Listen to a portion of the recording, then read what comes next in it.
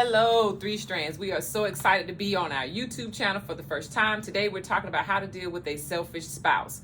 So at first we just want to give you some signs of a selfish spouse first. The first one is lecture about your duties. If you have a spouse that's always lecturing you about your stuff when you address something that they're doing wrong, then that is a sign of a selfish spouse. They don't want to be corrected. They don't want you to address any of their issues without addressing some of your issues. So they'll make you feel guilty, or they'll make you feel like they sacrificed a lot more than you have in the marriage. So that is one thing about lecturing. The second one will be that all that matters is their comfort. They're only concerned about how they feel and what makes them happy. They're not so much concerned about how you feel or what's going on with you. That's another selfish trait, okay? They always comes first, and everything that they do, everything is about them. They don't care about your priorities, don't care about things that you have to complete. They don't care about your obligations. They want to be first. They want to be the top priority. They want to be first in everything. They really don't put anything to the side or put anything on hold for you, but they want you to do it all for them. That's another sign of a selfish spouse. Your life is consistently filled with things that they want to do, things that they feel is important to them. It may not be necessarily important to you, but it's important to them. They just want to constantly do what makes them happy. It's not about your happiness. They demand your physical intimacy. That means they demand things from you when you're not really in the mood. You're just really not feeling them, but they want it anyway. That could be sex. That could be just cuddling. It could be spending time together.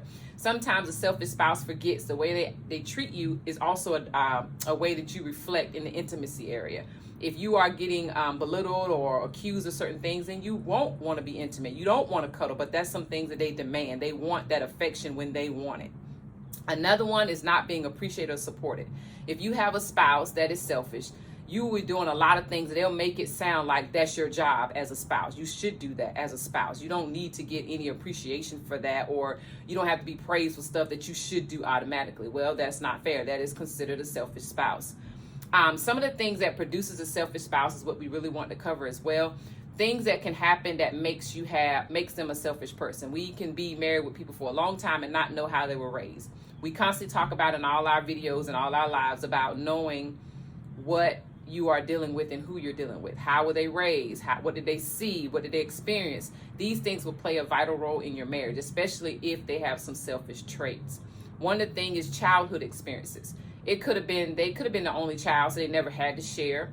They never had to compromise. They never had to give anything up. They were able to get whatever they wanted. Or it could also be childhood where they had other siblings. They were competing for affection or attention from their parents. So they become competitive and selfish at the same time. Also, it could be a culture impact. It could be, they witnessed some stuff in their childhood with another couple. They could have seen mama dominate dad or dad dominate mom. It was no compromise. It was no working together. So those things can produce a selfish spouse. Past and failed relationships. This is a big one. Sometimes a spouse becomes selfish because of someone they were dating prior to you, that they felt they had no control in the marriage, or they had no control in the relationship at all. That person pretty much dominated them, so now they come to the conclusion they need to dominate you. So that is one of the signs also of a selfish spouse. And that kind of the controlling nature goes with that as well. So they have a controlling spirit. Like, you can tell early on in a relationship if they're controlling or not, because you could say, I want to do, they'll be like, well, I don't want to do that. We need to do something else. They've already controlled the whole situation. Instead of saying, well, let's compromise. Let's go where you want to go tonight. We want to go tomorrow, or something in that effect. So those are some of the things that build up to a selfish spouse. Now we're going to give you some scriptures to kind of go with the topic. The topic for the night is how to deal with the selfish spouse. That does not necessarily mean that your spouse may be, we're not talking about spouse that are kind of, we're talking about bossy, selfish people. We're not talking about folks that are just kind of laid back and chill, or they just go with the flow. We're talking about those that feel like their spouse is dominating them. They feel like their spouse is not hearing them. They feel their spouse is not allowing them to make decisions or do things, or they feel their spouse is manipulating the situation for their benefit. Those are what we're dealing with on how to navigate and how to be married to a selfish spouse, okay? And our scriptures are... I'm going to start off with James 3:16. It says, for where envy and self-seeking exist, confusion and every evil thing are there. Let me say that again. For where envy and self-seeking exist, confusion and every evil thing are there. I want you to focus on the every evil thing. A lot of times when we think about, our actions or what it is when we put ourselves first, you think, oh, it's just this one thing. But the Bible declares that every evil thing. So that means it's all encompassing. Every evil thing that you can think of, when there is self-seeking, where there is envy, there's going to be confusion in every evil thing, right? So you may be wondering, like, why can't we get right in our marriage, right? It could be very well because one or more of the spouses in that marriage are selfish or they're envious for whatever reason, right? And then again, of course, that causes confusion. Okay. Also, with that same scripture, you can look at it as even they could see something in someone else's marriage they think they want, but they don't realize that every marriage goes through their own things, and certain things that you see manifested in other marriages is something they've been through to get to that place. All marriages are work. Nobody has a peaches and cream marriage. They don't. They have good days, they have bad days. But what happens is both spouses learn to compromise and they pick their battles and their fights. They don't always go back and forth tit for tat. A lot of times people get married and they think that everything's supposed to be a certain way because they've seen other marriages that are successful, but they don't realize the hard groundwork that was put in to get to that place. So that person will become selfish trying to achieve something that looks a certain way, but it's not. They haven't built the groundwork to get there yet. Also, you want to consider, it's good to look at examples of what you consider to be a good marriage or to be a great marriage. But understand, like Gwen was saying, they've probably gone through some things that your marriage hasn't experienced yet. And so if you haven't experienced it yet, you don't know if you can even make it through those things that marriage has weathered. My point is this: don't be so quick to covet or to envy someone else's marriage because you don't know what they went through to get to where they are. Also, you want to make sure that you're mindful that you create the marriage you want to see. All right. So Gwen and I's marriage may be a certain way. People may see certain things or feel they see certain things and be like, man, I really wish we were like that, or we could get there, or we could do this, blah, blah, blah. Well, the things that we've done and the things that we do may not work for your marriage. Simple point. There are some men and some husbands who enjoy opening doors for their spouses. Right? It's something simple. The spouse is used to it now. It's just a part of their routine. It's a part of who they are. Right? But like for Gwen and I, she'd be like, I can open my own door. I don't need you to come right around here and open this door for me. I got it.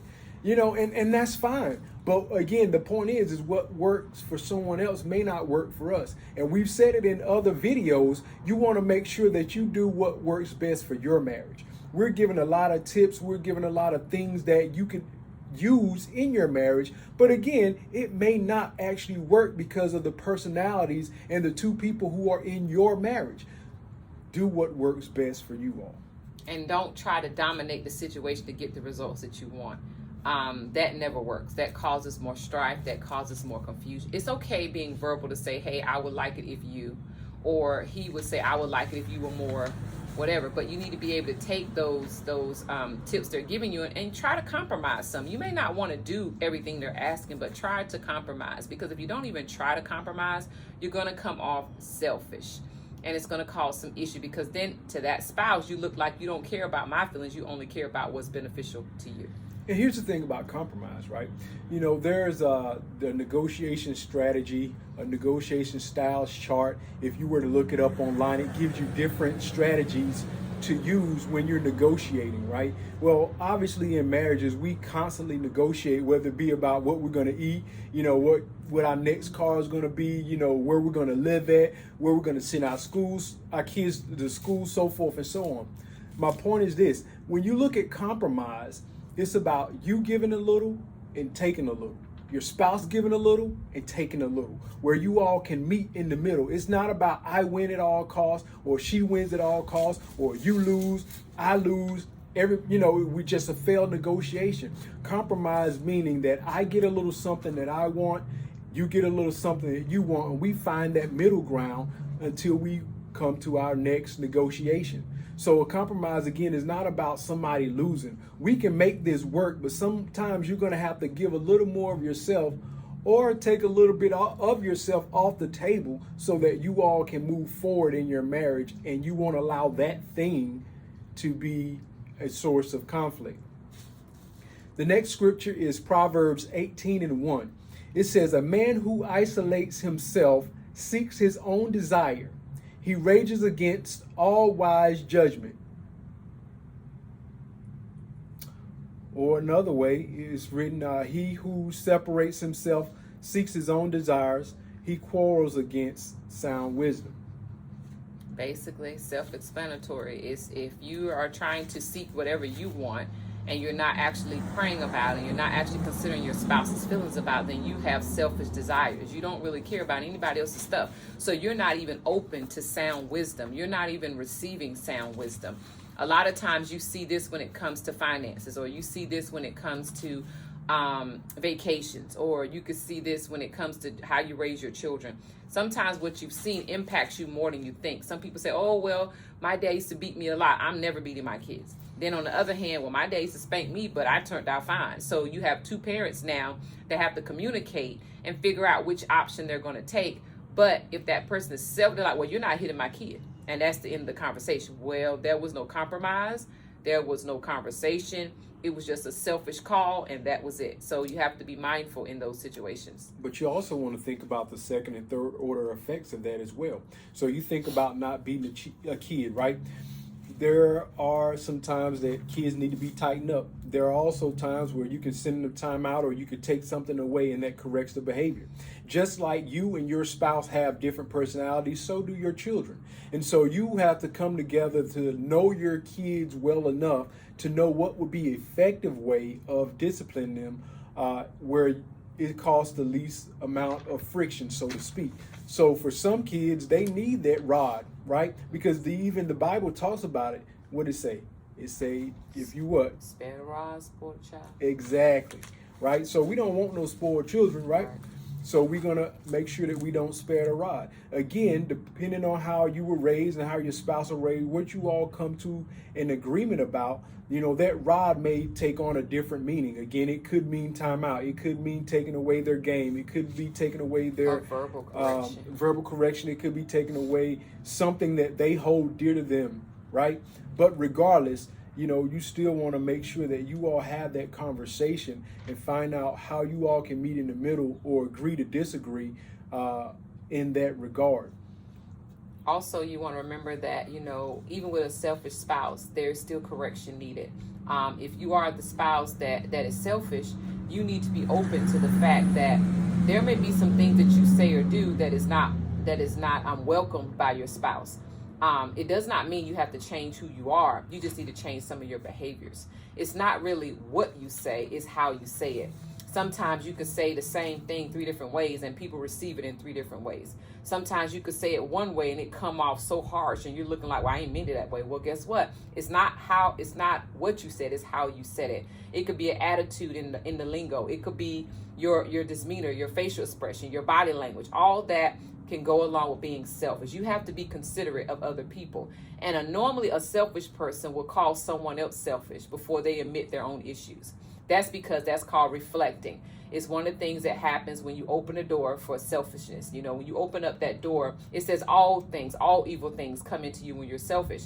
So you've opened the door, you've allowed the enemy to use you as a soundboard or a mirror to reflect certain images to your spouse and your children. As I said earlier, how do a selfish spouse become selfish? Well, it's also with the culture, what they've seen, child rearing. So if you are a selfish spouse and you're treating your husband or your wife a certain way because it's your way or no way, then you're training your children that that's what they should do in their marriage as well. So now you're raising up another selfish child. Sometimes we call those kids brats. Stop being a brat. Well, guess what? You can't tell them stop being a brat if you're a brat.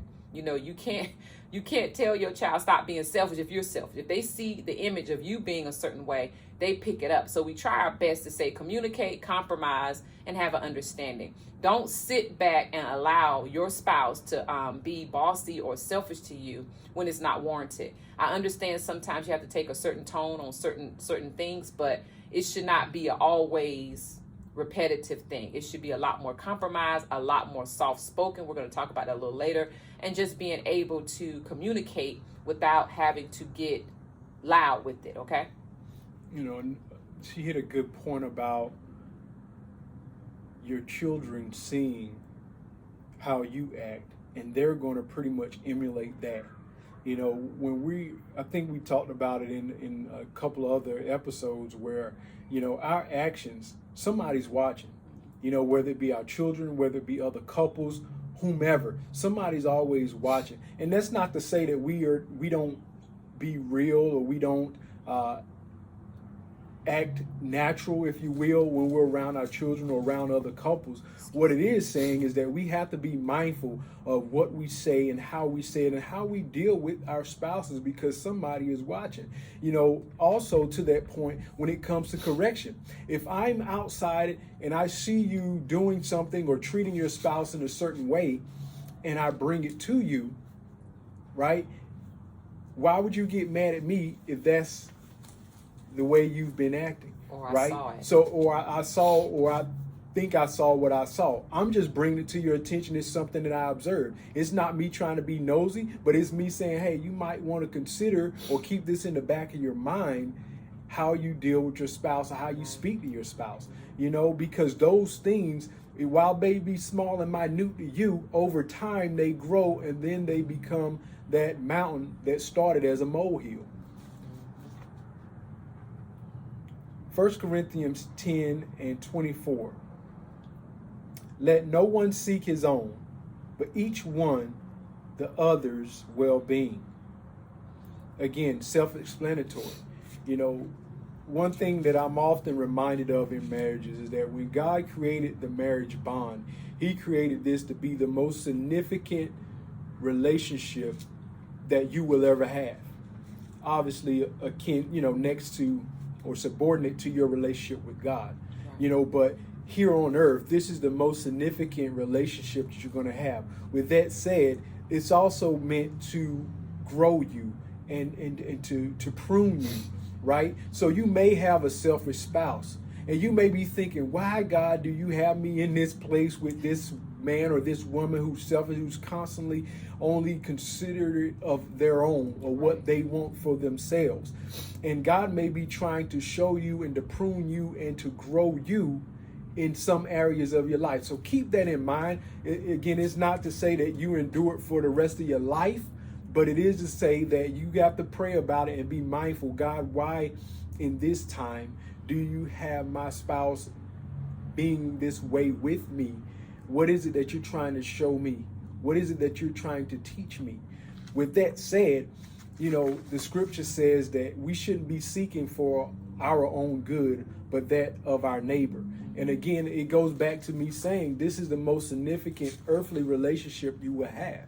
And so if I'm looking out for the good of my spouse and she's looking out for my good, then there should be no room for selfishness in our marriage. There should be no room for selfishness in the relationship. Also, make sure you remember that everyone that is married, sometimes you don't know you carry a selfish trait until your spouse brings it to your attention. Sometimes some selfish people can be the most giving people that you've ever met. They'll give you the shirt off their back, but that does not mean they don't carry a trait of selfishness. Yes, we talked about it before. All of us have a little bit of something that we're selfish about. We have some areas in our life that we just want to keep to ourselves. We have a selfish area. But when you allow that selfishness to reflect on someone else, then it's a whole nother arena. But the thing is, when you're married and it's your spouse, you should be able to talk to your spouse, correct your spouse behind closed doors and say, hey, you know, babe, I really won't feel the way you talked to me today. Or babe, the way you said that, it didn't sit well with me. And you should be an adult enough to say, okay, I'll work on it. And then don't just say it, work on it. Because sometimes people be at the borderline of divorce and all it took was them working on it. It just took some compromise, a little bit more communication. You don't know how many people we talk to that are in this boat and you're like, dude, it's real simple. Just back off a little bit. Just back off. If you really want it, we always ask, how bad do you want your marriage? How bad do you want it? Are you willing to change some habits about yourself? Don't even worry about your spouse changing. Are you willing to change some stuff about you? Because guess what? The stuff that you want to see will start with you. It's not going to start with your spouse. Lecturing your spouse, trying to make them do what you want them to do, is not going to work. All you're doing is causing them to feel some type of way towards you. You're causing them to be guarded with you, because now they feel like, well, I'm not doing anything that's right. Nothing I do is good enough for you, or nothing that I've said works for you. I'm doing all this stuff, but you throw it back at me like it's not even appreciated. So therefore, sometimes you don't even know that you're reflecting a selfish attitude until your spouse brings it to you. So be mindful and open to communication once it's brought to your door, that, okay, you are showing me some stuff I don't like, and we got to fix it. Because guess what? If this thing goes unfixed, your marriage will go unfixed. Because what's going to happen, someone's going to get some resentment, and they're going to check out the marriage. You're going to be living together, maybe. You may be doing everything like you're supposed to, but it's not no emotions behind it. None of us are above chastisement.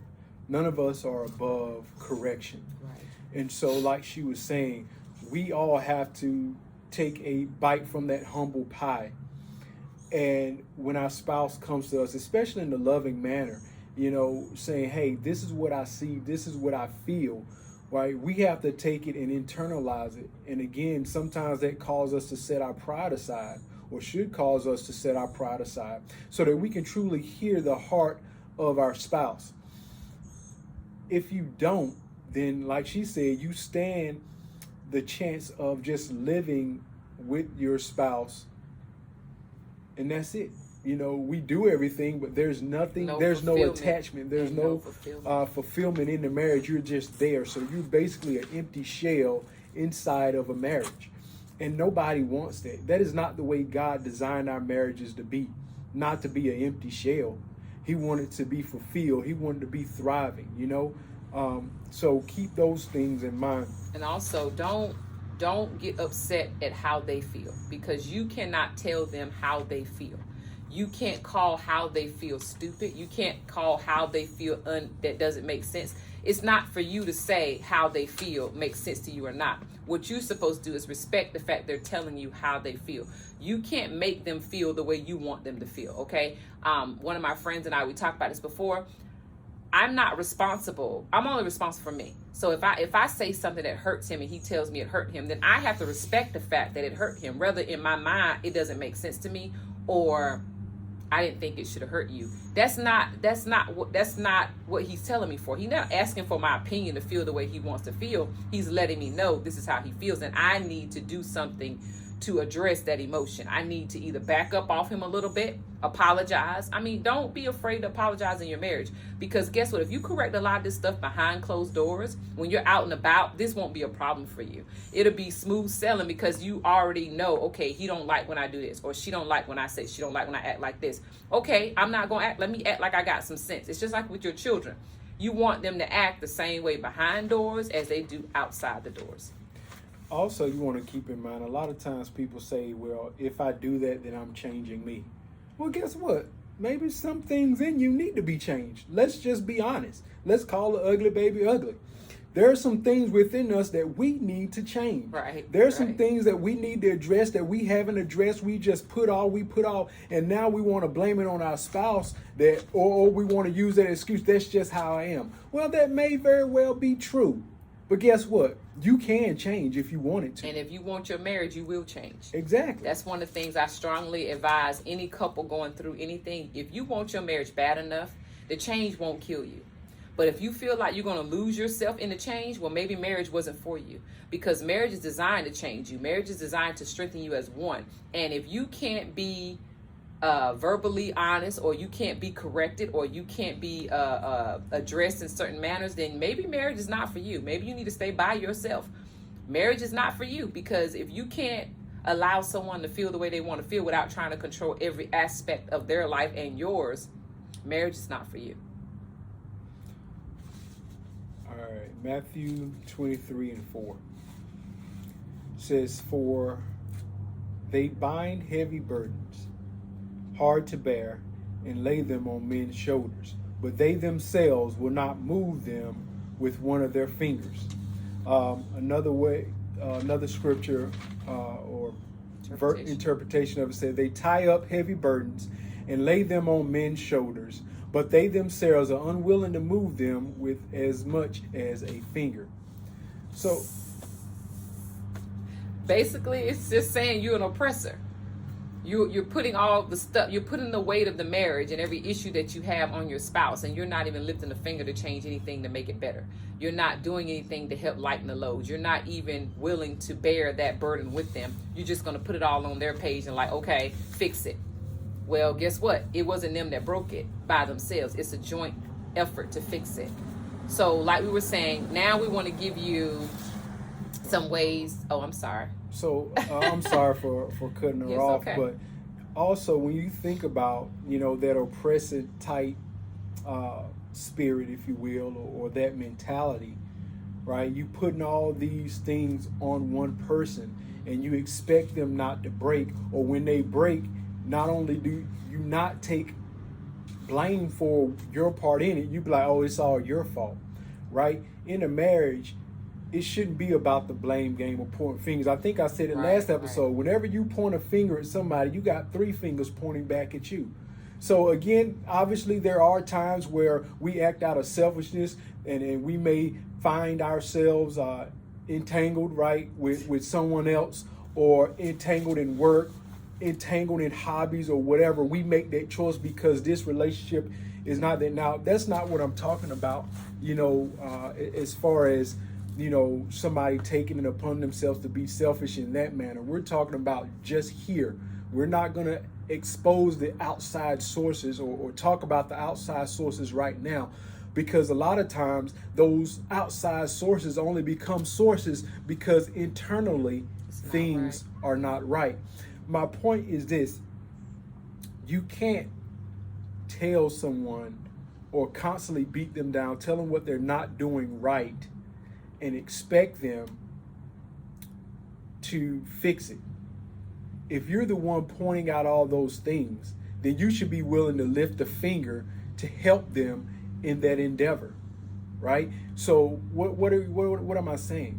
If I find all these faults in my spouse and I'm the one who identifies them, I should, like it said in one of the other scriptures, I should put my neighbor before myself. So if I see all these things within them that is not going right, they're not doing right, what can I do in my power to help them out? Let me lift a finger. I tell people all the time, sometimes it's not about changing everything about yourself or changing everything that's wrong at one time.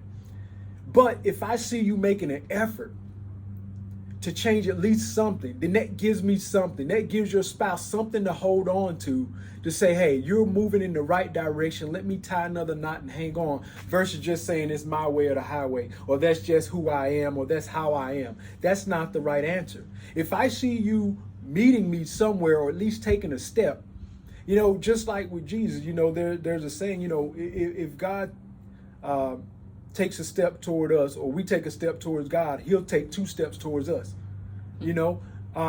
so likewise in your marriage, if your spouse is taking a step, acknowledge that step.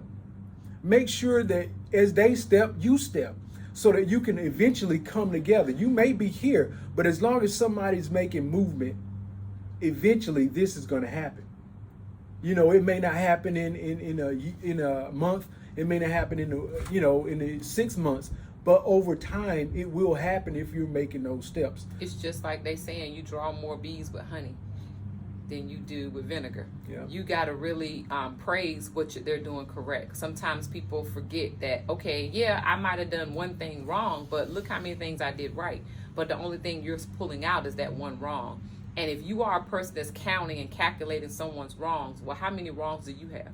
Because half the time, if you're busy counting mine, then you have as many as I have, because you're so tangled up in what I'm doing wrong. What are you doing right? Because if you want me to reflect a certain way, I'm reflecting you. This is what a lot of people forget in marriages. I reflect him, he reflects me. If you're feeding me garbage, guess what? I'm gonna reflect garbage. So if you don't like what you see, then you need to fix the image that is displaying. So your image is flawed if your spouse is displaying a certain image. Because guess what? If all I'm doing is beating him up, then there's some things in me I need to fix, because he's only displaying what I'm showing. if I'm showing him, oh my God, baby, you did a great job. Guess what? In his mirror is sparkling because he's like, yeah, I did that. You know what I'm saying? You have to give some encouragement. You can't always be a nagging Nancy. I think that's what they say. You know, you can't be always nagging. There has to be some good in it, because guess what? If you don't apply some of these principles in your marriage now, you're going to lose your marriage. A lot of women will sit home and be proud, like, he ain't going nowhere, or she ain't going nowhere. Okay. They might not have physically left, but they've already checked out mentally. That's just as bad as if their body had left you. Having an empty body there it does nothing for you, because it's just there. It's just checking protocol. So, you know, we were trying to make sure that you have those fundamentals, but one of the main topics was how to deal with the selfish spouse. We want you to realize there's ways that you can get past this point. But for one, the number one thing is you both have to be willing. You have to be willing. If you're not willing, that's all I'm gonna say is The first thing that we have is discuss. You have to be able to discuss the issue. If your spouse is selfish, there are some things that you have noticed that bothers you about their behavior. You need to be able to address that behavior without complaining, because if you complain about that behavior, it makes it worse. It makes it bigger, because now that person not even gonna listen to you because you already came at me sideways. Sit down, talk about it. Be able to correct the behavior within each other. Hey, okay, babe, I don't like when you do this. I dislike when you act like this, or I'm doing the best I can. What is it that you need from me? Because these are the questions you need to ask. If you have a selfish spouse, what is it that you need from me? What can I do to help you be better? What can we do to get past this point in our life? So you have to discuss it. Well, you also want to think about it too. We've been talking about communication. I seen a post earlier this morning. It said, it was a question posed, what's more important in a relationship or a marriage, trust or communication? And I thought about it for a little while, and ultimately my opinion, this is just Derek's opinion. If you don't have communication, how can you have trust? I got to be able to come to you, or be in a place where I can come to you and share my deepest, darkest secrets, or my deepest, darkest thoughts and feelings and emotions, and trust, right, that you're going to be able to receive them, and there'll be a safe place with you. So I say all that to say, this number one point is to discuss, to have communication, to be able to openly listen without trying to respond, but listen to what that person is trying to tell you and trying to convey. It's not all about finger pointing, but it's about trying to get a better understanding of where that person is coming from. And like she said, don't go in there to complain. Go in there to discuss and figure out a way we can make it better and get past this little hump. You know, I often think about, the time we invest in things. I'm a firm believer that we make time for the things that we want to make time for. Right. So if you want to make time for your marriage to succeed, you're going to do it. And if you don't, then you won't. But you can't say that, oh, my marriage failed because somebody, it just didn't work out. Well, it didn't work out, chances are, because you were not willing. Also, you want to think about this too. We go to work, right? Most of us are working adults. You go to work, you put in your time 9 to 5. Your boss say, hey, I don't like the way you talk to this customer, or I don't like the way that you handle that account, blah, blah, blah. They're going to tell you how to do it, and you're going to be like, yes, sir, or yes, ma'am, I'll change. Why is it so different when your spouse comes to you and say, hey, I don't like the way you do this, or this hurt me, blah, blah, blah, and you blow it off? How does that even make sense? Right. Number 2, focus on the positives. I know a lot of time it's hard when it's a lot of negative, but you have to find something positive to hang on to. Like Derek said, give me something to work with. If I don't have anything to work with, why are we married? Why are we together? Why are we even working at this? Why are we trying? What's the purpose? Because if you can't find anything positive in me, why'd you marry me? Why are we together? Why are we wasting time? These are the questions you need to ask yourself. You can't find nothing positive to say about your spouse. Maybe y'all shouldn't have been together. There should be some tough questions there's some questions that need to be answered, because you have to be able to leave, at least, as Derek says, a good, bad, good sandwich. You need to give them some praise. Then you say, okay, babe, these are some things I feel we can work on. And then go back, but you do these right here awesomely. That's a good, bad, good. Don't end with the bad. Don't be like, well, babe, you do this good, but then you and that's it. And he like, well, dang, well, how much good do I do? You see what I'm saying? So you want to make sure that you focus on the positive. I'd also offer to you all, instead of giving everything at once, maybe just a little bit at a time, right? Because if I tell you all the negative that's within the marriage or within our relationship, then like she said, I'll be like, then what the flip am I here for? Why are we even married? Why am I even with you? What are we doing? But if over time I can say, hey, let me pick some big things, like big ticket items, so to speak. We all have those big ticket items, or those big ticket things that we know are makers or breakers, right? You know, if our spouse is doing this and we know it puts us here, then maybe that should be one of the first things we address, right? Because we know, like, I can't live like this. Now, some of the other little smaller nuances you can kind of overlook for a little while, but, you know, start out with the big things, or the things that you feel are the important to you, important, or the deal breakers, so to speak, the walkaways, right? And then address those things, and then begin to move, because I believe wholeheartedly that you'll find that once you deal with the bigger things, those little things won't even matter anymore, and you'll just get used to it. And I mean, again, if it's something that's going to be a make it or break it, you need to address those things. But you also, like she said, want to focus on the positives. Everybody cannot be doing everything wrong. Right. It's just impossible. It is completely impossible.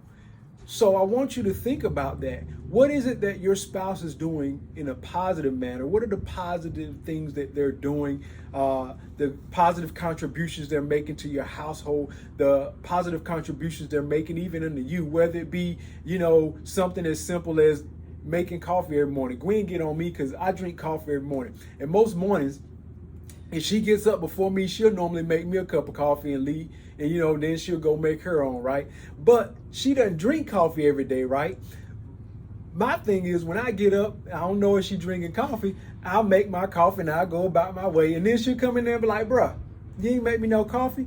You ain't even leave the coffee pot on, right? And so it's a small, and I use it tongue in cheek, that example. My point is this, you know, it's something small, but you can use that as a positive. Like, my baby make me coffee every morning, you know, without me having to ask. Or, you know, my husband goes and gas up my car without me having to even ask. Or you know, or my wife gassed up all the cars so he didn't have to do it. Yeah, she even cut the grass. Booyah! You know, my point is that there are going to be some positive things that you can actually hold on to and use and help get through this hump. Let them know that they are doing something right, because if they're not doing anything right, eventually they're going to have that thought, why am I here? Right. What is my existence, not only in this marriage, but in life in general? And right? Remove the gender roles. Because a lot of times we hear marriages, they complain about gender roles. Well, what's my job? What's his job? It's all y'all's jobs. Because guess what? If your daughter doesn't get married, she have to cut the grass, take trash out, and gas her car up. Duh. That's not a man's job. That's anybody can do his job, you know. Or if your son doesn't get married, he have to cook, clean, wash clothes. There's no gender jobs. I really need people to understand that when you are dealing with selfish people, don't raise your children to be selfish. Where, well, my mama said that's a man's job. Well, baby, you gonna have dirty clothes? Or baby, you don't know how to gas your car up because that's a man's job? Baby, you don't know how to take the trash out? Don't do that. Don't punish your children. And that kind of goes into our next point, number 3. Take responsibility. You know, you gotta let them take responsibility. So, like she was saying with the gender roles, you know, a lot of times this is a point of contention in marriages, because if you were married or your parents were married back in the day, the gender roles were specific before the Industrial Revolution, right? It was all about the man went out and he made the money. She cooked the bacon. And she, you know, he brought home the bacon, she cooked it. There it is. You know, he brought home the bacon, she cooked it. And that was pretty much it. He didn't have to worry about washing clothes, ironing clothes, cooking, tending to the children, nothing. All he had to do was go and make a living and bring the money home. Well, obviously, we're not in that day and age anymore. And so the lines of what gender roles are in a marriage and a household kind of do this. You know? So, again, if I'm a stay-at-home spouse, yeah, then that my job is to kind of keep the house or whatever, but that doesn't solely exclude the spouse who's working. There are going to be times where I'm just tired. There are going to be times when I'm sick and I'm going to need you to pick up the slack, right? Don't just completely expect it to be that way, you know? But point is, in number 3, let them take responsibilities. If you feel you're being taken for granted, or you feel that you're not being appreciated in those things, maybe you should take a break from some of those things. Back off of some of the responsibility. Allow them to be responsible for some stuff in the marriage. A lot of times what happens, we get married and we think, okay, well, that's what he's supposed to do, or that's what she's supposed to do. Well, guess what? I can't do it all, and he can't do it all. We're going to have to help each other. Some days he going to have to come home and cook. Some days I may cook. Some days I may wash clothes. He may wash clothes. He might sort them. I might wash them. It doesn't matter as long as it gets done. We are a team. We are not, it's not an I in team. It's 2 people. We are a team. We working together. We're going to do this thing together. So if you feel that you're not being appreciated in certain areas, back off of some stuff. You can't get mad at your spouse for not doing anything if you don't allow them room to do it. Back off some stuff and allow. If that means if the floor don't go vacuum, hey, don't vacuum. If the clothes don't get washed, hey, babe, you want to do the clothes? Because I'm tired. I just don't feel like doing it. Okay, I got it. It's really simple. You just allow them room to invest into the family. I'm sorry. But it also goes back to that communication piece. Hey, babe, I don't feel like cooking today. Can you cook? Or I for whatever reason, I couldn't get to the clothes. Can you at least put a load in? Hey, my tank is on E. Can you run out and gas up so I won't have to stop in the morning? Whatever. Communication, talking about it, but also giving them an opportunity to feel like they are contributing to the family and to the household. With that as well, like, another thing is sometimes spouses feel that you take care, one spouse takes care of the house, or they do everything in the house, but they don't do something specifically for me, right? So when you think about those things, like in our marriage, a lot of times when it comes to planning anniversaries and things like that, romantic date nights and things, most of the time it's Gwen. I'm not gonna lie. Every now and then I get a little spunk, or she'll give me a little nudge and be like, date night coming up. Your turn. Exactly, your turn. And then I got to kind of get off the bucket and figure out something to do. My point is that in order for me to actually take the initiative sometimes, she got to be like, hey, dude, it's your turn. And that's okay. But again, it goes back to that communication piece. And what my point I was trying to make before I kind of switch gears a little bit, we all have a different love language, right? There's a whole book about it. You can go check it out. It's the 5 love languages. I don't recall who it's by, but we all have a love language, right? And I think it's important for you to learn and to know your spouse's love language, because I may not, or one spouse may not give you or speak to you the way that you should be spoken to, if that makes sense. When I know your love language, like my love language could be acts of service. So I may not specifically, be like, oh, I love you all day, every day. But my acts of service are doing things for you that you don't have to do. You don't have to worry about. And that's kind of my point, is you can't say that I don't love you or I don't care about you because I'm not doing what you want me to do. But it could be very well that I'm speaking in my love language and you're not seeing it. That makes sense. Right. Yeah. And the next one is take yourself seriously. If you are not the selfish spouse, make sure you take yourself seriously. That means apply some stuff for you. Don't allow everything to be about the selfish spouse. You need to take some time for you. If your desires have been put on hold because you have now formulated your desires to match their desires, but that's not really what you want, you're just doing it to avoid whatever may happen if you don't, make sure you take yourself seriously. Love you. Love on you. You have no one gonna love you like you love yourself. Love you. You have to take yourself seriously. And then as you're doing that, speak up. That's number 5. You have to speak up for yourself. You can't remain quiet and hope they change. You can't do that. You can't remain. You got to speak up. If their actions make you suffer, or not being productive, where you can feel like you feel like you're in it to win it, if you feel like you're being defeated in your marriage, that's not what it's designed for. You need to speak up. You need to speak up now, because sitting there and just idly taking it and not really addressing it is not going to change it. There's an old saying that goes, closed mouths don't get fed.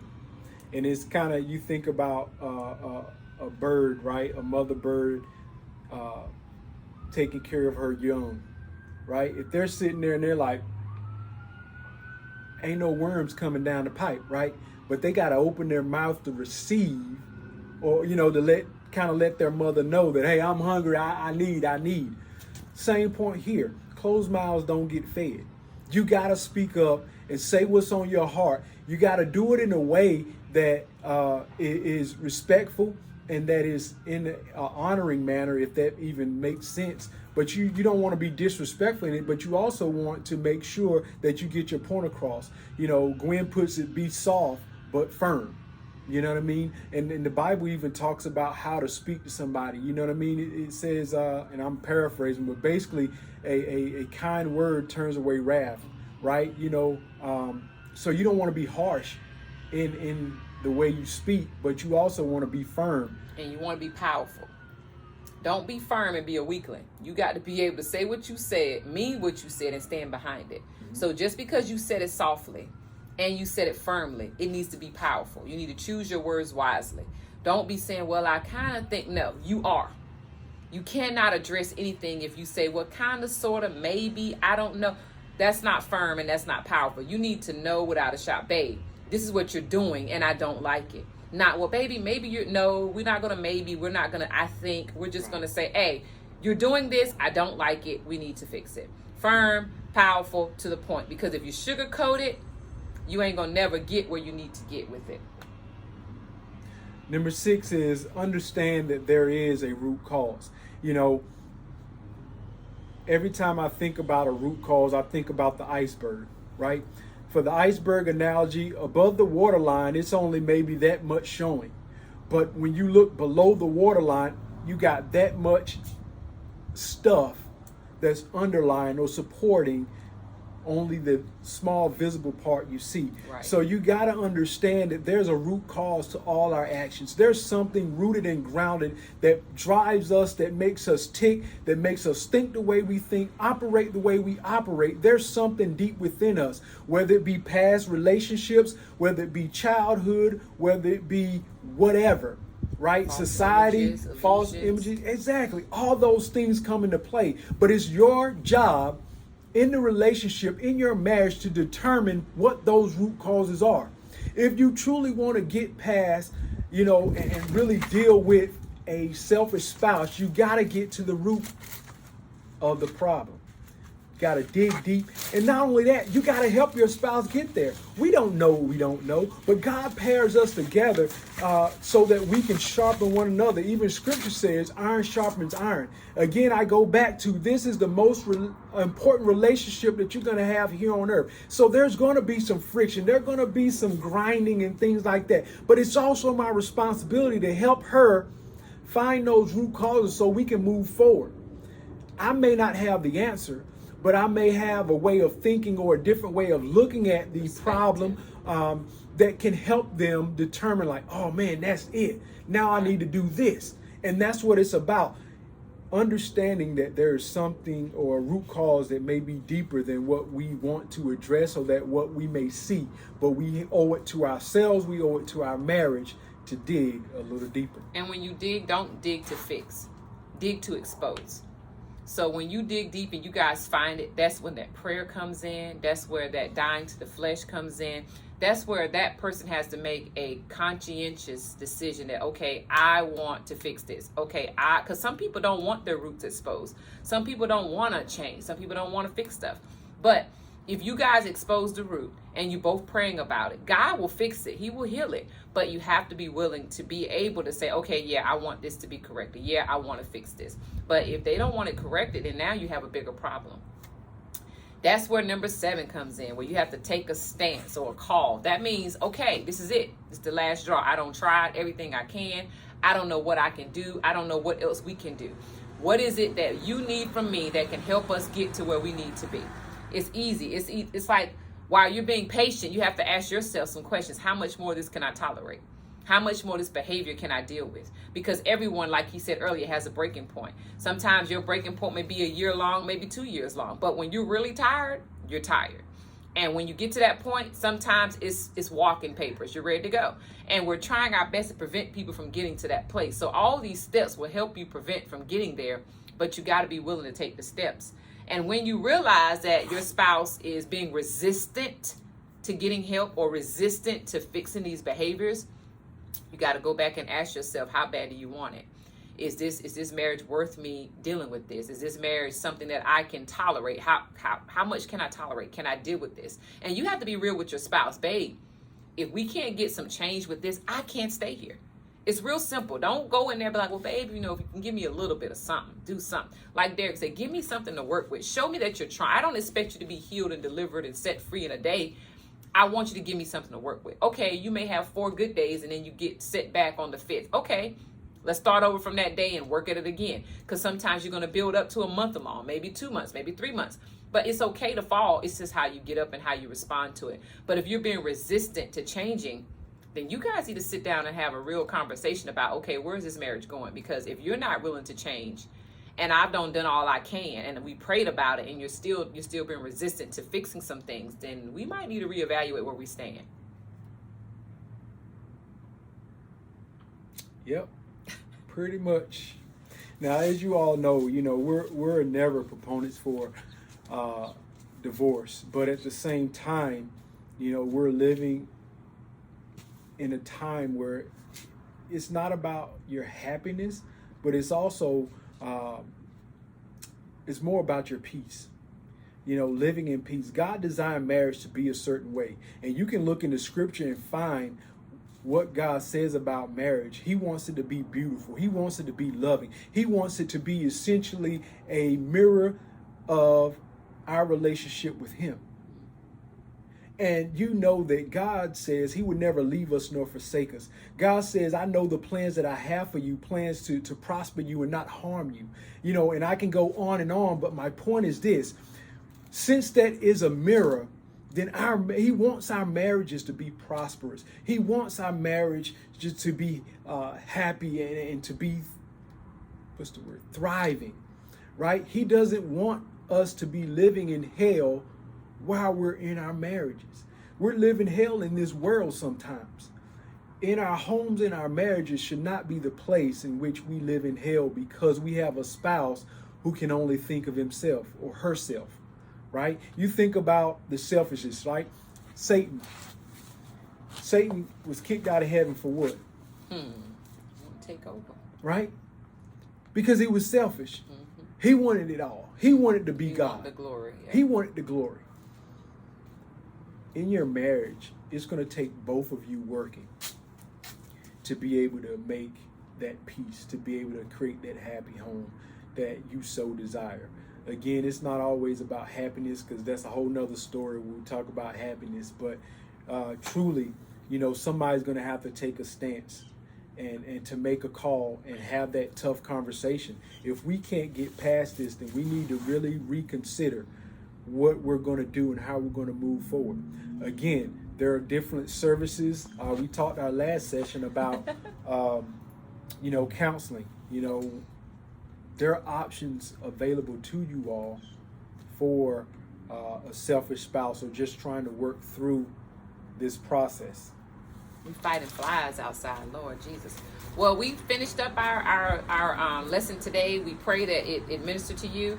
As we try to say, we're just navigating marriage one issue at a time. We're just dealing with one issue at a time. We're not trying to take over the whole world at one time. We're just dealing with one issue at a time. So if you have any questions, you can post them on our Facebook page. We'll try to get with you, or we'll try to answer them, or I'll try to inbox you, or I'll message you. However I need to get in contact with you, I will.